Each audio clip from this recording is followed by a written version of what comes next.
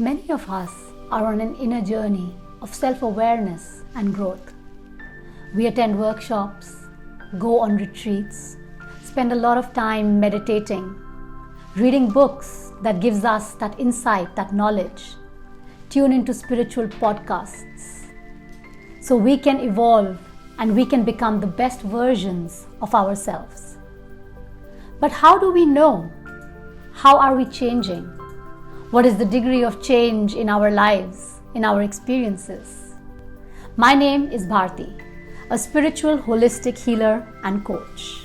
And today I'm going to introduce to you a fascinating approach that can help you to measure the success of your spiritual growth. And this approach is called Chakra Diagnosis. So join me in this interesting class where we are going to know all the insights on chakras, everything that you ever wanted to know.